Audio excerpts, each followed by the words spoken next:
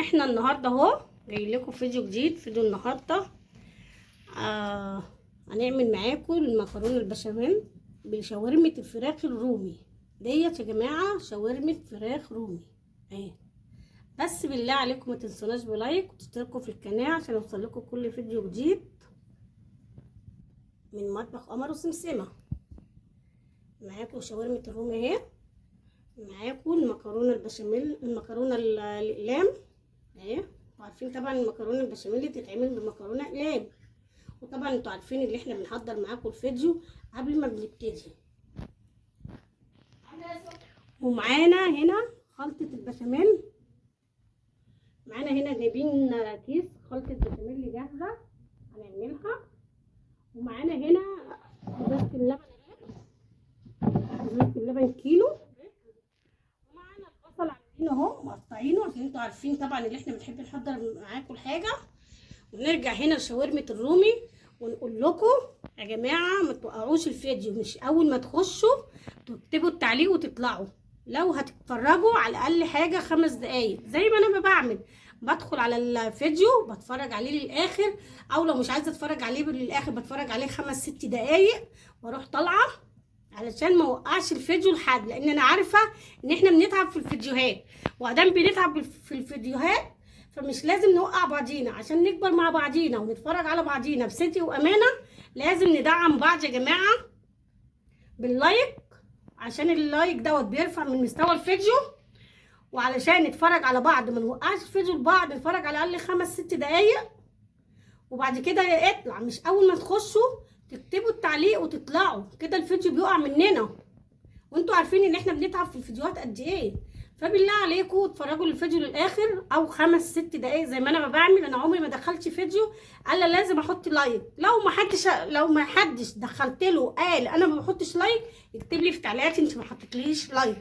انا اي فيديو بمسكه بحط لايك واتفرج عليه للاخر، يبقى عندي ضمير عشان ربنا يكرمني.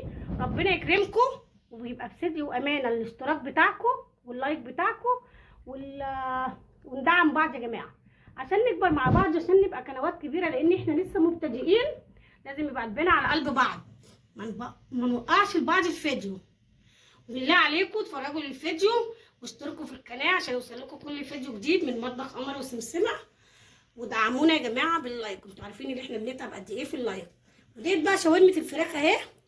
انتوا طبعا عارفين شاورمه، لا ديت شاورمه رومي هنعمل بيها المكرونه البشاميل. طبعا هنسلق المكرونه ونعمل البصله بالشاورما نتبلها، ونعمل خلطه البشاميل لوحديها، يعني كل جزء لوحده. وطبعا يا جماعه احنا عارفين ستات البيوت شاطره قد ايه، ونرجع نقول لكم احنا برضو بنتعلم منكم. طبعا عارفين ان انتوا كل واحد في بيته شاطر، بس بناخد ملحوظه من بعض. لان لسه في بنات طالعه للدنيا جديده، لسه متجوزه مثلا او مش عارفه تعمل حاجه، فبتبتدي ان هي ايه تتعلم مننا. فانا هاخد منك ملحوظه، انت تاخدي مني ملحوظه اهو مع بعض. بس بالله عليكم اتفرجوا للفيديو للاخر، ما تروحوش في اي حته يا جماعه، وخلوكم معانا في شاورمه الرومي ديت. شوفوا هنعمل فيها ايه. هنعملها على النار بالبصل. هنحط بقى كده البصل اهو على النار ونولع عليها البوتاجاز. احنا كده اهو هنتبل البصله زي ما انتوا عارفين، هنتبلها على النار. ونرجع ايه بعد ما تتبل البصله، يا اما طبعا يا جماعه في ناس تعملها بالسمنه وفي ناس تعملها بالزيت زي ما تحبوا، على حسب ما انتوا عايزين، عشان نعمل فيها شاورمه الرومي. ونرجع نقول لكم يا جماعه احنا بنتعلم منكم. انا بشوف ناس بصراحه حاجه جميله جدا ومهوله ان هي بتعمل اكل في منتهى الجمال، وانا حقيقي بتعلم منهم وباخد منهم ملحوظه وبرجع اقلدهم في الاكله اللي هم بيعملوها. ليه؟ لان دول ناس بصراحه شيفات ممتازه.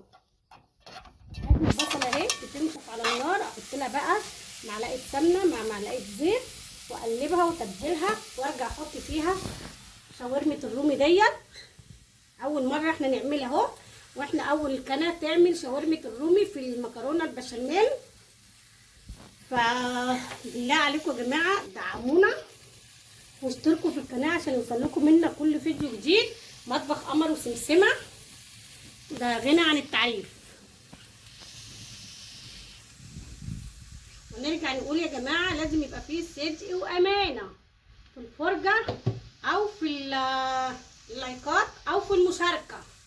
في ناس بتقول ان انا بشترك وبترجع ما بتشتركش. في حاجات بتبين لك اذا كان ديت مشترك او مش مشترك. فاحنا ما يهمناش اللي يشترك او ما يشتركش، احنا يهمنا الصدق والامانه ويكون قلبنا على قلب بعضينا، عشان احنا لسه قنوات صغيره مبتدئه. فعايزين بالله عليكم يبقى في صدق وامانه علشان ندعم بعض. احنا كده اهو هنقلل البصله وهنرجع نحط الشاورما في قلبيها.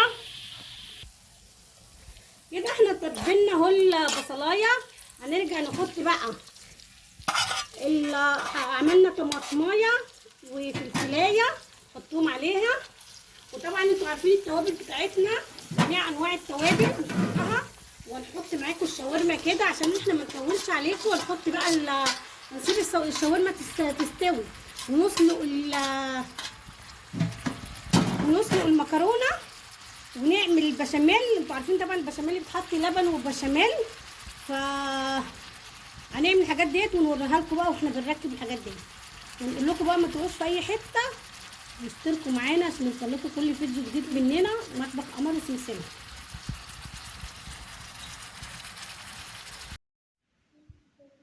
بصوا يا جماعه بعد ما عملتها، بصوا الصينيه ما شاء الله قد ايه. ديت تنفع في عزومه الصينيه دي اهي. هنا رصيناها مخدتش معانا وقت، وحطينا عليها من فوق زبده اهي. شايفين لونها جميل ازاي؟ دي الصينيه حجم قد ايه؟ صينيه الفرن، صينيه الفرن. هنوريها لكم بقى بعد ما تطلع. وديت صينيه مكرونه بالفراخ مش باللحمه. احنا المره دي غيرنا وعملنا صينيه مكرونه بالفراخ جميله اهي. بس احنا عملنا الصينيه الكبيره بتاعت الفرن ومولعين عليها الفرن اهو. هنحطها بقى في الفرن ونوريها لكم. بصوا احنا كده بقى نحطها في الفرن هي بحجم الفرن اهي. شايفين؟ تنفع بدل الواحد ما يعمل صينيتين صغيرين، لا يعمل الصينيه كبيره كده اللي هي بتاعت الفرن احسن واوفر ما تعملش مواعين. اهم حاجه يا جماعه المواعين اهي. تستوي بقى ونوريها لكم بعد ما تستوي. خش في اي حته واتفرجوا علينا من البدايه. وعملنا الصينيه دي كمان معانا مع الصينيه الاولانيه اللي احنا حطيناها في الفرن. بس دي احنا مش هنحطها في الفرن، دي احنا هنشيلها في الفريزر، وربما اي وقت تاني نكون عاملين اكل نطلعها. هي صينيه صغيره اهي. اما التانيه في الفرن. تعالوا نشوفها في الفرن بتعمل ايه. وديت بقى نشيلها نحطها في الفريزر. ما شاء الله عليها اهي في الفرن بتحمر. بعد ما تحمر هنوريها لكم. متروحوش في اي حته واتفرجوا علينا للاخر. هي كده خلاص احمرت اهي في الفرن. وهنطلعها لكم بقى ونوريها لكم. هي كده، لا هي كده حمرا في بره. احنا كده طلعناها اهو من الفرن. هنقطعها بقى معاكم. شايفين الحلاوه والطعامه اهي؟ شايفين الجمال؟ دي الصينيه دي تنفع في عزومه والله، هتبقى جميله جدا احسن ما الواحد يعمل صينيتين. لا شايفين اهم حاجه فيها البشاميل. شايفين اهي؟ شايفين الطعامه والحلاوه؟ عشان تعرفوا ان مطبخ قمر وسمسمه ما بيعملش حاجه اي كلام. كده اهي الصينيه معاكم احمرت. شايفين الحلاوه كده احمرت اهي معاكم. وكده احنا طلعناها وقطعناها. طبعا انتوا عارفين المكرونه البشاميل ما بتطلعش في الطبق الا لما تبرد عشان الحته تمسك نفسها. فبالله عليكم بقى يا جماعه دعمونا. سمسمه بقى تقول لكم كلمتين. عاملين ايه يا حلوين؟ طبعا زي ما قمر قالت لكم كده في الفيديو ان المكرونه البشاميل لازم تبرد علشان تطلع بوحدتها. الحته بحتتها. ايوه. فهي طبعا انتوا عارفين المكرونه البشاميل دي احنا عاملينها بشاورمه رومي، ما شاء الله يعني. مش بشاورمه فراخ، لا شاورمه رومي. ولا بلحمه مفرومه.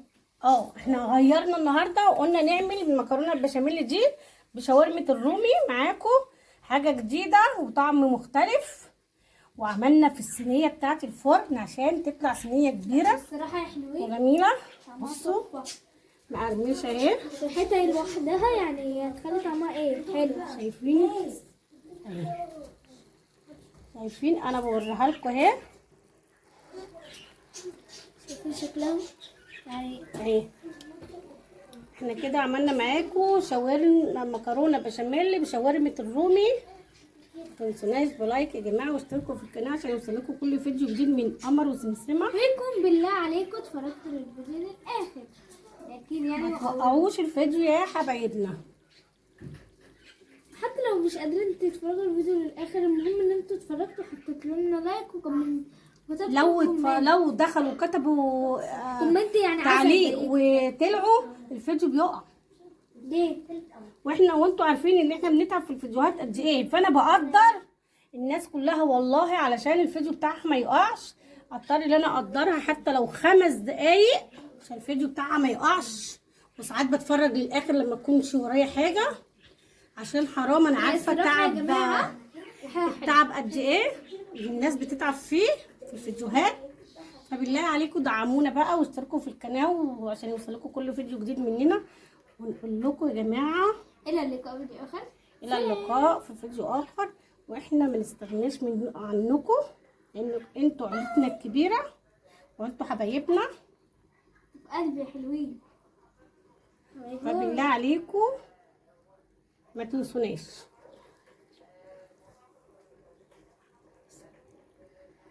وحطوا لايكات بقى يا جماعه كتير كتير. باي باي.